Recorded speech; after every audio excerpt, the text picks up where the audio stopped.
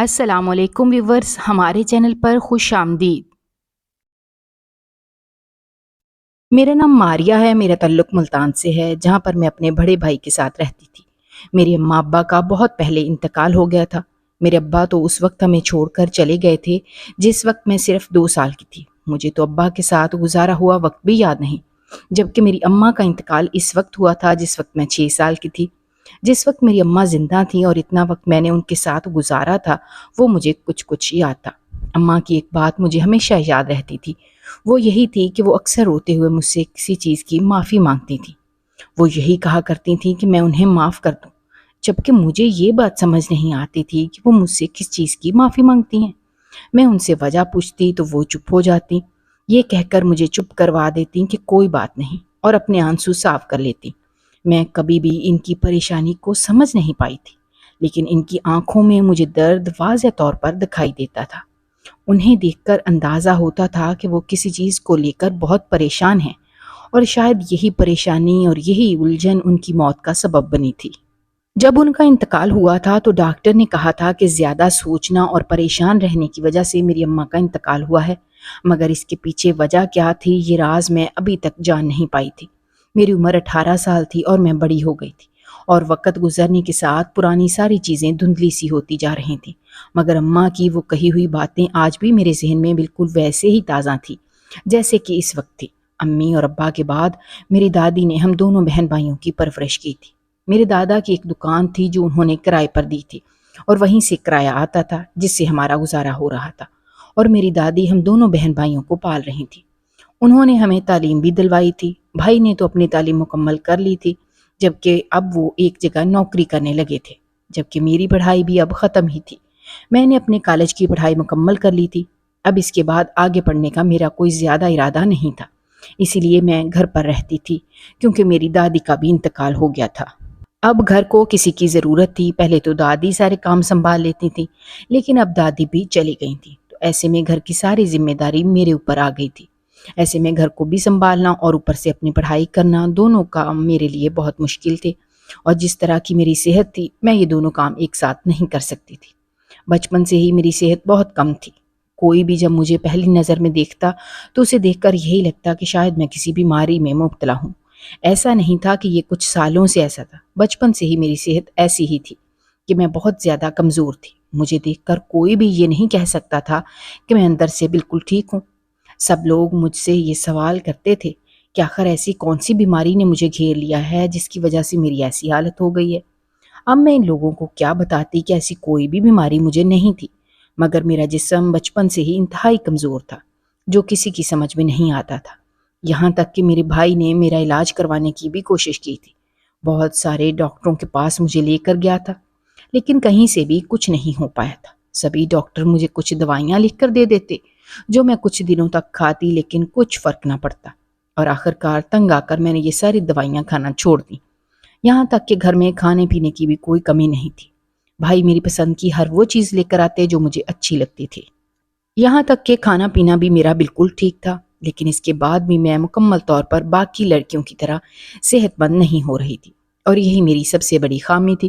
College میں بھی سبھی لڑکیاں میرا مذاق اڑاتی تھیں، اور اسکول میں بھی ایسا ہی حال تھا۔ میں نے اپنی پڑھائی بہت مشکل سے مکمل کی تھی، کیونکہ لوگوں کی باتیں اور ان کا میرا مذاق اڑانا مجھے بالکل بھی اچھا نہیں لگتا تھا۔ میرے ساتھ کی کلاس کی لڑکیاں مجھے یہ کہا کرتی تھیں کہ اگر ذرا سی بھی ہوا آئی تو کہیں ایسا نہ ہو کہ ہوا کے ساتھ میں بھی اٹھ جاؤں، اسی لیے میں اپنے ساتھ کوئی چیز باندھ لیا کروں، اور یہ کہہ کر وہ کہکے لگانے لگتی۔ اب تو مجھے ان ساری چیزوں کی عادت ہونے لگی تھی، اور میں نے ان ساری چیزوں کو نظر انداز کرنا شروع کر دیا، یہ سوچ کر کہ گزرے وقت کے ساتھ سب کچھ ٹھیک ہو جائے گا، مگر ایسا کچھ بھی نہیں ہوا تھا۔ میں 18 سال کی ہو گئی تھی، جبکہ ابھی تک میری صحت بالکل ویسے ہی تھی۔ محلے کی کچھ عورتیں کبھی کبھار گھر کا چکر لگا لیتی تھیں، وہ یہی کہتی تھی کہ جب میں بڑی ہو جاؤں گی تو میری صحت خود بخود ٹھیک ہو جائے گی، اور اسی انتظار میں 18 سال کی ہو گئی تھی، مگر ابھی تک کچھ نہیں ہوا تھا۔ اب تو مجھے بھی فکر ہونے لگی تھی، اور میں نے بھی بہت سارے ٹوٹکے کرنے شروع کیے تھے، مگر ان ساری چیزوں کا بھی کوئی فرق نہیں پڑا تھا، اور میں ویسے کی ویسی ہی تھی۔ میرے بھائی کا کہنا تھا کہ پہلے وہ میری شادی کریں گے، اس کے بعد وہ اپنے بارے میں سوچیں گے۔ میرا بھائی مجھ سے 5 سال بڑا تھا۔ میں بھائی سے بہت کہا کرتی تھی کہ وہ شادی کر لے اور گھر میں بھابھی کو لے آئیں، لیکن وہ اس بات پر راضی نہیں ہوتے تھے۔ وہ یہ کہتے تھے کہ پہلے وہ میرا فرض ادا کریں گے، اس کے بعد وہ اپنے بارے میں سوچیں گے۔ خیر میں نے بھی انہیں اس بات پر زیادہ مجبور نہیں کیا۔ بھائی نے میرے لیے رشتے دیکھنے شروع کر دیے تھے۔ محلے میں جو رشتے کروانے والی خالہ تھی، بھائی نے ان سے بات کی تھی اور یہی کہا تھا کہ میرے لیے کوئی اچھا سا اور اچھے گھر کا رشتہ ڈھونڈ کر لائیں۔ خالہ نے بہت سارے رشتے دکھائے تھے، مگر جو بھی رشتہ ہمارے گھر آتا وہ مجھے دیکھ کر انکار کر دیتے۔ یہی کہتے تھے کہ شاید مجھے کوئی اندر ہی اندر بیماری ہے جو کہ ہم لوگ ان سے چھپا رہے ہیں۔ میری صحت کو دیکھتے ہوئے کوئی بھی رشتے کے لیے ہاں نہیں کرتا تھا، اور جو بھی رشتے والا ہمارے گھر آتا انکار کر کے چلا جاتا۔ ایسے جانے کتنے ہی لوگ ہمارے گھر آ کر جا چکے تھے۔ ان ساری چیزوں سے تنگ آ کر میں نے بھائی سے کہہ دیا تھا کہ انہیں میرے لیے اب کچھ بھی کرنے کی یا کوئی بھی رشتہ دیکھنے کی ضرورت نہیں ہے۔ وہ اپنے بارے میں سوچیں اور میری شادی کو بھول جائیں۔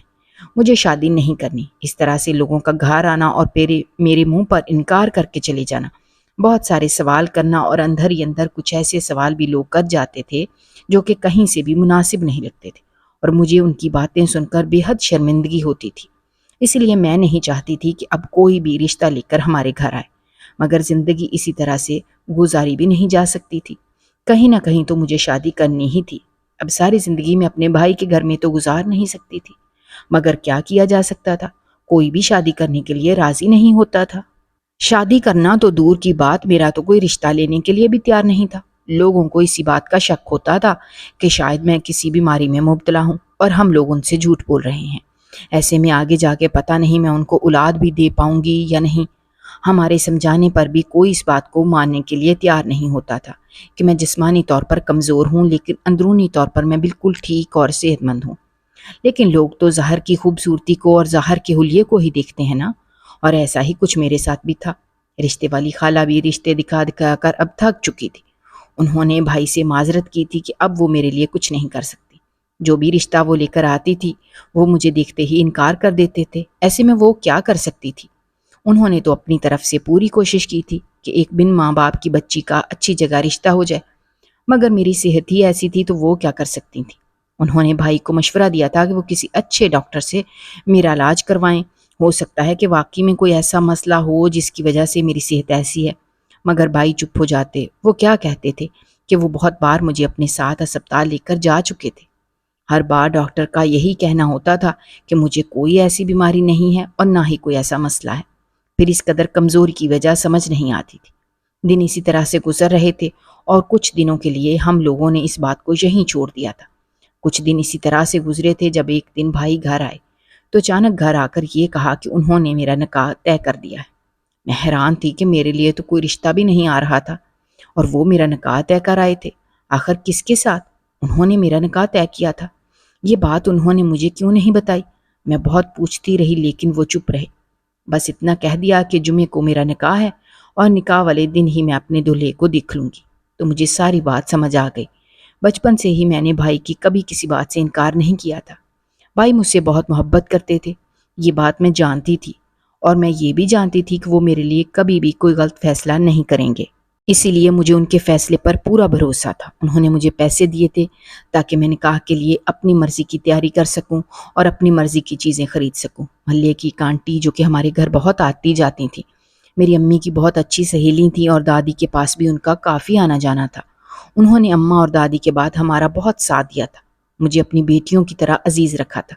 مجھے کہیں بھی جانا ہوتا تو میں ان کے ساتھ چلی جاتی تھی، یا پھر مجھے کچھ بھی پوچھنا ہوتا تو وہ ہر معاملے میں میری مدد کرتی تھی۔ میں نے ان سے اس بات کا ذکر کیا تو وہ میرے ساتھ بازار چلی گئیں تاکہ نکاح کی تیاری ہو سکے۔ بھائی نے انہیں سارا کچھ بتا دیا تھا اور ان کو یہ بھی بتا دیا تھا کہ نکاح کے زیادہ تر تیاریاں انہوں نے ہی کرنی ہیں، کیونکہ اماں اور دادی تو میرے ساتھ موجود نہیں تھیں۔ ایسے میں گھر میں کسی بڑی عورت کا ہونا ضروری تھا اور اس کے سارے فرائض انہوں نے ہی انجام دینے تھے، جبکہ انہیں تو یہ سب کچھ کر کے بہت خوشی ہونی تھی۔ انہوں نے ہمیشہ مجھے اپنی بیٹی مانا تھا اور بیٹی سمجھ کر ہی اپنا فرض انہوں نے ادا کیا تھا۔ میں ان کے ساتھ بازار گئی تھی اور اپنی مرضی کی کچھ چیزیں خرید کر لے آئی۔ جو نکاح پر میں نے چیزیں پہننی تھیں وہی چیزیں میں لے آئی تھی۔ نکاح کا انتظار تھا، سہیلی کوئی میری زیادہ تھی نہیں جس کو میں اپنے نکاح پر بلاتی۔ اور خیر کچھ دن اسی طرح سے گزرے تھے جب نکاح کا دن آ گیا۔ محلے کے کچھ لوگوں کو نکاح پر بلایا گیا تھا جس میں ساتھ والی آنٹی اور ان کی دونوں بیٹیاں بھی آئی تھیں۔ ان کی دونوں بیٹیوں سے میری کافی بنتی تھی، وہ بھی مجھے اپنی بہنوں کی طرح سمجھتی تھیں۔ اس سے پہلے کہ میرا نکاح ہوتا، آنٹی کی چھوٹی بیٹی بھاگتے ہوئے باہر سے میرے کمرے میں آئی اور اندر آ کر اس نے جو بات مجھے بتائی، اسے سنتے ہی میرے پیروں کے نیچے سے زمین نکل گئی۔ اس نے مجھے بتایا کہ میرے بھائی جس کے ساتھ میرا نکاح کروانے والا ہے وہ ایک بوڑھا آدمی ہے اور کچھ دن پہلے ہی اس محلے میں رہنے کے لیے آیا ہے۔ ساتھ ہی اس نے مجھے یہ بات بھی بتائی تھی کہ وہ کوئی حکیم ہے اور اس نے دوسری گلی میں ہی ایک چھوٹا سا مکان کرائے پر لیا ہے۔ وہیں پر وہ اکیلا رہتا ہے، آگے پیچھے کوئی نہیں ہے اور وہی نکاح کے لیے ہمارے گھر موجود ہیں۔ یہ سنتے ہی میں اپنی جگہ سے کھڑی ہو گئی تھی اور میں نے جیسے ہی باہر جا کر دیکھا تو دلہے کے روپ میں بوڑھا آدمی وہاں پر موجود تھا۔ میں نے فوراً یہ نکاح کرنے سے انکار کر دیا۔ اپنے سے بہت بڑی عمر کے یعنی ایک بوڑھے سے نکاح کرنے سے اچھا تھا کہ میں اپنی زندگی ایسے ہی گزار دیتی۔ مجھے یقین نہیں آ رہا تھا کہ بھائی نے اس بوڑھے آدمی کا انتخاب میرے لیے کیوں کیا تھا۔ جب میں نے انکار کر دیا تو یہ بات بھائی تک پہنچ گئی تھی۔ بھائی میرے پاس آئے اور انہوں نے مجھے ہر ممکن طریقے سے منانے کی، راضی کرنے کی کوشش کی، مگر میں نے صاف انکار کر دیا۔ میں نے بھائی سے کہہ دیا تھا کہ بے شک میری شادی ساری زندگی نہ ہو، میں اسی طرح اس گھر میں بیٹھی رہوں گی، لیکن میں کسی بھی بوڑھے انسان سے کبھی بھی نکاح نہیں کروں گی۔ جب بھائی نے سختی سے مجھے ڈرا دیا، بھائی نے زبردستی مجھے اس نکاح کے لیے مجبور کیا، یہ کہہ کر کہ اگر میں اس گھر میں بیٹھی رہوں گی تو وہ شادی کیسے کریں گے؟ سبھی لوگ انہیں اس بات کا طعنہ دیں گے کہ ایک بہن کی ذمہ داری بھی وہ اچھے طریقے سے نبھا نہیں پائے۔ ایسے میں وہ جلد از جلد مجھے میرے گھر کا کرنا چاہتے ہیں۔ انہوں نے میری ماں سے وعدہ کیا تھا کہ وہ پہلے میری شادی کروائیں گے اور اس کے بعد وہ اپنے بارے میں سوچیں گے، اور وہ اپنے وعدے سے مکر نہیں سکتے اور نہ ہی میری اس بات کو مانتے ہوئے ساری زندگی مجھے اپنے گھر میں رکھ سکتے ہیں۔ نکاح تو مجھے ہر حال میں کرنا ہی ہوگا۔ زبردستی بھائی نے میرا اس بوڑھے کے ساتھ نکاح کروا دیا تھا، جبکہ میں بالکل بھی یہ نکاح نہیں کرنا چاہتی تھی۔ نکاح ہونے کے بعد وہ واپس چلے گئے تھے جبکہ میں اپنے گھر میں ہی موجود تھی۔ بھائی نے کہا تھا کہ ابھی وہ رخصتی نہیں کریں گے، رخصتی جب ان کی اپنی شادی ہوگی اس کے ساتھ ہی کریں گے۔ میں چپ ہو گئی تھی۔ نکاح تو ہو گیا تھا اور کیا ہو سکتا تھا۔ میں روز یہ سوچ کر روتی رہتی تھی کہ میرا شوہر ایک بوڑھا انسان تھا جو کہ مجھے بالکل بھی پسند نہیں تھا۔ جس دن سے میرا نکاح ہوا تھا اس سے اگلے دن سے ہی روز اس بوڑھے کے گھر سے میرے لیے گوشت کا سالن آتا جو کھانے کا میرا بالکل بھی دل نہ کرتا، لیکن بھائی زبردستی مجھے اپنے پاس بٹھا کر مجھے وہ کھلا دیتا، میں خاموشی سے کھا لیتی۔ اس بات کو کچھ ہی وقت گزرا تھا جب مجھے اپنے آپ میں ایک بہت اچھی تبدیلی نظر آنے لگی۔ میرا جسم بھرنے اور موٹا ہونے لگا اور میں خوبصورت لگنے لگی تھی۔ میرا رنگ تو ویسے ہی سفید تھا، بس صحت کی وجہ سے کوئی مجھے پسند نہیں کرتا تھا کیونکہ میں حد سے زیادہ کمزور تھی، ہڈیاں نظر آتی تھیں، اس لیے میں خوبصورت نہیں لگتی تھی۔ اب جب کہ میرا جسم تھوڑا سا موٹا ہوا تھا تو میں خوبصورت لگنے لگی تھی۔ میں خود اس بات پر حیران تھی کہ ایسا کیسے ممکن تھا، جو میں نے اتنی دوائیاں کھائی تھیں اور ہر وہ چیز کھا لی تھی جس سے میں موٹی ہو سکتی تھی، لیکن کچھ فرق نہیں پڑا تھا۔ مگر اب اچانک سے ایسا کیا ہو گیا کہ میری صحت اچھی ہو گئی؟ مجھے اس سالن کا خیال آیا جو میرے بوڑھے شوہر کے گھر سے میرے لیے آتا تھا۔ آخر اس میں ایسا کیا تھا یہ جاننے میں مجھے کوئی دلچسپی نہیں تھی۔ اب جب کہ میں خوبصورت دکھنے لگی تھی تو اب میں نے یہی سوچا تھا کہ میں کیوں اس بوڑھے آدمی کے ساتھ زندگی گزاروں۔ میں نے سوچ لیا تھا کہ کیوں نہ میں اس سے طلاق لے لوں، اور اب تو مجھے کوئی بھی پسند کر سکتا تھا۔ اس سے طلاق لے کر میں کسی خوبصورت اور نوجوان لڑکے سے شادی کر لوں گی۔ میں نے اس منصوبے کے بارے میں بھائی کو کچھ نہ بتایا۔ میں جانتی تھی کہ اگر بھائی کو علم ہو گیا تو شاید وہ مجھے منع کر دے اور مجھے یہ سب نہ کرنے دے، مگر میں کبھی بھی اپنی زندگی اس بوڑھے آدمی کے ساتھ تو ہرگز نہیں گزارنے والی تھی۔ کہاں میں خوبصورت اور نوجوان لڑکی اور کہاں وہ اتنی عمر کا بوڑھا آدمی۔ پہلے تو میں نے مجبوری میں اس سے نکاح اس لیے کیا تھا کیونکہ مجھے کوئی اور پسند نہیں کرتا تھا۔ شاید بھائی نے بھی اسی مجبوری کی وجہ سے میرا اس سے نکاح کروا دیا تھا، کیونکہ کوئی اور مجھ سے شادی کرنے کے لیے راضی ہی نہیں ہوتا تھا، جبکہ اب تو میں خوبصورت نظر آنے لگی تھی۔ اب تو کوئی بھی مجھ سے شادی کرنے کے لیے تیار ہو جاتا تو یقیناً بھائی کو کسی اور سے میری شادی کروانے پر کوئی اعتراض نہ ہوتا۔ اب مجھے کیسے بھی کر کے اس بوڑھے آدمی سے اپنی جان چھڑوانی تھی اور اس سے طلاق لینی تھی۔ یہی سوچتے ہوئے ایک دن میں نے اس کے گھر جانے کا ارادہ کیا۔ میں طلاق کا مطالبہ کرنے اس کے گھر گئی تو وہ میرے لیے ہی سالن بنا رہا تھا۔ میری جان نکل گئی یہ دیکھ کر کہ اس بوڑھے کے دونوں ہاتھ خون سے رنگے تھے اور وہ ایک بڑا سا چاقو پکڑے اسے صاف کر رہا تھا۔ یہ دیکھ کر ہی میرے ہوش اڑ گئے اور میں نے واپس جانے کا ارادہ کیا۔ ایسے میں اس شخص کو مخاطب کرنے کی غلطی کر ہی نہیں سکتی تھی۔ میں واپس آنے کے لیے جیسے ہی مڑی تو پیچھے سے اس نے مجھے آواز دے کر روک دیا۔ اس کا مطلب تھا کہ وہ مجھے دیکھ چکا ہے۔ اب مجھے اس سے خوف محسوس ہو رہا تھا اور عجیب سی الجھن بھی ہو رہی تھی۔ ایک طرف وہ میرے لیے سالن بنا رہا تھا اور دوسری طرف اس کے ہاتھ خون سے رنگے ہوئے تھے، جو دیکھ کر مجھے الٹی آنے لگی، اور میں نے یہ سوچا کہ اب تک میں اس کے ہاتھ کا بنا ہوا کھا رہی تھی۔ اس بوڑھے نے مجھے اندر آنے کا کہا۔ میں کمرے میں آ کر بیٹھ گئی جبکہ وہ کھانا بنانے میں مصروف ہو گیا۔ تھوڑی دیر گزری تھی جب وہ کمرے میں آیا، میں نے بنا کچھ سوچے سمجھے اسے طلاق کا مطالبہ کیا۔ میری بات سن کر وہ حیران نہیں ہوا، ایسے جیسے وہ یہ بات جانتا تھا کہ میں اس سے یہی بات کرنے کے لیے آنے والی ہوں۔ مگر اس کی بات سن کر میں حیران رہ گئی کہ یہ جو اچھی صحت اور خوبصورتی مل جانے کی وجہ سے میں اسے چھوڑنا چاہتی ہوں، یہ اسی کی وجہ سے مجھے ملی ہے۔ شک تو مجھے پہلے ہی اس بات پر تھا، لیکن اب یقین ہو گیا تھا۔ مگر ایسا وہ کیا کرتا تھا جس کی وجہ سے یہ ممکن ہوا؟ اس وقت اس نے مجھے میرے ماضی کی کہانی بتائی۔ میں جو صرف ایک معمولی سی بات سمجھ رہی تھی، یہ اتنی سی بات نہیں تھی، کیونکہ کوئی بھی اچھا کھانا اور کوئی بھی دوا میرے اوپر اثر نہیں کرتی تھی اور میری صحت مند اور خوبصورت نہیں ہو رہی تھی۔ جبکہ اس نے ایسا کر دکھایا تھا تو اس کے پیچھے کوئی نہ کوئی بڑا راز تو ہوگا۔ اس نے مجھے بتانا شروع کیا کہ یہ سلسلہ اس وقت شروع ہوا تھا جب میری اماں نے اپنی ہی نند پر الزام لگایا تھا، کیونکہ میری اماں اپنی نند کو کچھ زیادہ پسند نہیں کرتی تھی، یعنی کہ میری پھپھو۔ وہ میری ماں کو چھوٹی چھوٹی چیزوں پر روک ٹوک کرتی تھیں اور یہی بات انہیں سب سے بری لگتی تھی۔ میری اماں اسے اپنی زندگی سے نکالنا چاہتی تھیں، اسی لیے میری اماں نے اس کے اوپر الزام لگا دیا تھا کہ یہ اچھی نہیں ہے اور یہ کسی لڑکے سے ملتی ہے۔ اسی وجہ کو جواز بناتے ہوئے میری امی کے سسرال والوں نے، یعنی کہ میری پھپھو کے گھر والوں نے، ان کا رشتہ طے کر دیا تھا۔ وہ شادی نہیں کرنا چاہتی تھیں کیونکہ ان کی زندگی میں اور مقصد تھے، مگر میری اماں کی وجہ سے انہیں ایک ایسے شخص سے شادی کرنی پڑی تھی جسے وہ بالکل بھی پسند نہیں کرتی تھیں۔ میری اماں تو اس کی شادی کر کے یہاں سے بھیجنا چاہتی تھیں اور وہ ایسا کرنے میں کامیاب ہو گئی تھیں۔ جاتے وقت انہوں نے یہی کہا تھا کہ وہ دوبارہ کبھی بھی پلٹ کر اس گھر میں قدم نہیں رکھیں گی، کیونکہ ان کے گھر والوں نے ان کی کسی بھی بات پر یقین نہیں کیا تھا اور ایک ایسے انسان کے ساتھ انہیں رخصت کر دیا جسے وہ بالکل بھی پسند نہیں کرتی تھی، اور کچھ گھر والوں نے بھی اس وجہ سے ان سے ملنا جلنا ختم کر دیا، سارے تعلقات ختم کر دیے، کیونکہ وہ ان کی نظر میں بد کردار تھیں، جیسا کہ میری اماں نے انہیں ثابت کیا تھا۔ اور پھر میری پھپھو اس گھر سے رخصت تو ہو گئی تھی، لیکن ان کے دل میں بدلے کی آگ جل رہی تھی۔ وہ میری ماں سے بدلہ لینا چاہتی تھیں، اور اسی لیے جس وقت میں اپنی اماں کی گود میں آئی تھی، انہیں یہ معلوم ہوا تھا کہ اس گھر میں بیٹی آئی ہے، اسی وقت انہوں نے اپنا کام دکھا دیا تھا۔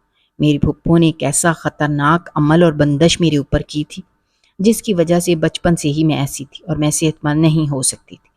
میری پھپھو نے اس لیے یہ کیا تھا تاکہ کوئی بھی میری صحت کی وجہ سے مجھے قبول نہ کرے، اور پھر میری ماں کو احساس ہوگا کہ کسی بیٹی کے ساتھ برا کرنا کتنا غلط ہوتا ہے، تب انہیں اپنی غلطی کا احساس ہوگا۔ انہوں نے میری ماں سے بدلہ لینے کے لیے ایسا کیا تھا۔ جبکہ ان کی بیٹی کو کوئی پسند نہیں کرے گا تو پھر مجبوراً انہیں اپنی بیٹی بھی کسی ایسے انسان کے ساتھ رخصت کرنی پڑے گی جسے ان کی بیٹی پسند نہیں کرتی ہوگی، جیسا کہ میری پھپھو کے ساتھ ہوا تھا۔ میری ماں کو یہ بات معلوم ہو گئی تھی، مگر وہ کچھ نہیں کر سکتی تھی، اس لیے وہ آنسو بہاتی تھی اور مجھ سے معافی مانگتی تھی۔ اور اب مجھے یہ بات سمجھ آئی تھی کہ وہ کیوں ایسا کرتی تھی، کیونکہ انہی کی غلطی کی سزا میں بھگت رہی تھی۔ پھپھو نے ایسا کر تو دیا تھا، لیکن بعد میں انہیں اپنی غلطی کا احساس ہوا جب وہ اپنی زندگی کے آخری دن گزار رہی تھیں۔ انہوں نے اپنے بیٹے کو ساری سچائی بتا دی تھی کہ انہوں نے کس طرح سے اپنی ہی بھتیجی کے ساتھ یہ سب کچھ کیا ہے۔ وہ ان سب کو ختم کرنا چاہتی تھیں اور چاہتی تھیں کہ میں بھی باقی لڑکیوں کی طرح ایک اچھی زندگی گزاروں، لیکن اس کے لیے اس عمل کو، اس بندش کو ختم کرنا تھا جو انہوں نے میرے اوپر کیا تھا۔ اس بندش کو ختم کرنا بہت ضروری تھا جو انہوں نے میرے اوپر لگائی تھی، مگر اس بندش کو ایسے ختم نہیں کیا جا سکتا تھا۔ میری پھپھو مرنے سے پہلے اس کا حل بتا گئی تھی۔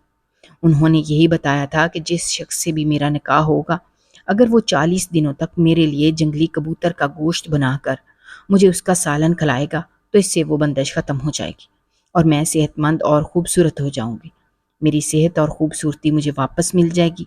وہ اپنی موت سے پہلے اس بندش کا توڑ بتا گئی تھی اور انہیں اپنے بیٹے سے یہی کہا تھا کہ وہ اپنی ماں کی غلطی کو سدھار دے تاکہ اس سے ان کا گناہ کچھ کم ہو سکے اور ان کی سزا میں بھی کمی واقع ہو۔ اس لیے ان کے بیٹے نے یہ سب کچھ کیا تھا۔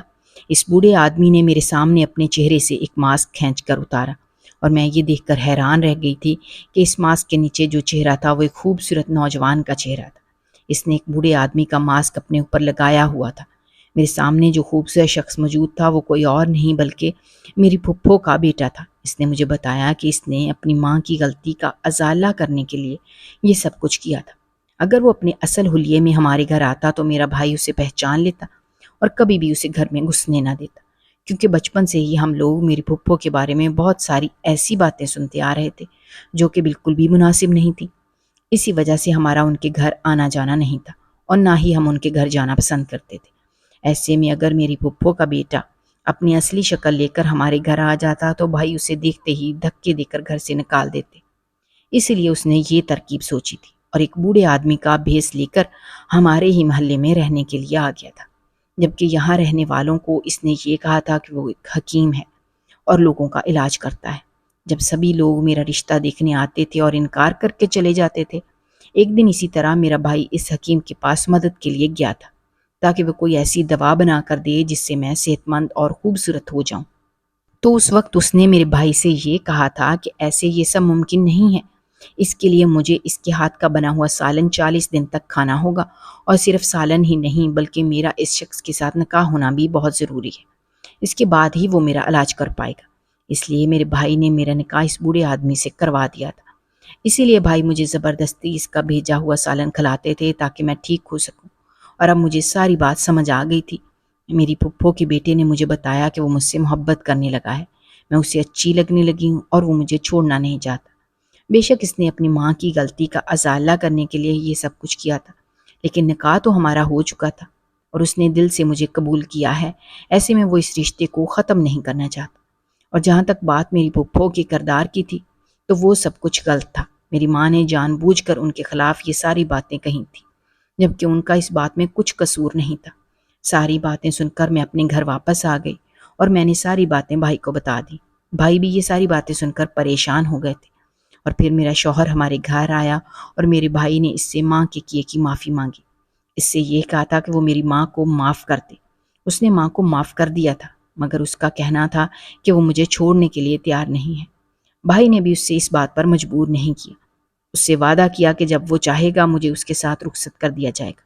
میں نے بھی اپنی ضد چھوڑ دی تھی، کیونکہ جس انسان نے میری مدد کی تھی، جس کی وجہ سے مجھے میری خوبصورتی اور میری صحت واپس ملی تھی، میں اسے کیوں چھوڑتی؟ اور وہ دیکھنے میں خوبصورت تھا۔ مجھے تو صرف اس بات سے مسئلہ تھا کہ ایک بوڑھے آدمی سے میری شادی کروا دی گئی تھی۔ اب جب کہ مجھے یہ بات معلوم ہوئی تھی کہ وہ کوئی بوڑھا آدمی نہیں تھا بلکہ خوبصورت نوجوان ہے، تو میں نے بھی اسے دل سے قبول کر لیا اور خوشی خوشی اس کے ساتھ رخصت ہو کر اپنے سسرال آ گئی۔ بھائی نے بھی شادی کر لی تھی اور اب بھائی بھی اپنی زندگی میں خوش تھا، جبکہ میں بھی اپنی زندگی میں اپنے شوہر کے ساتھ خوش تھی۔ اگر آپ کو ہماری کہانیاں پسند آ رہی ہیں تو ہمارے چینل کو سبسکرائب کیجیے، ویڈیوز پر کمنٹ کیجیے اور شیئر کیجیے۔ شکریہ۔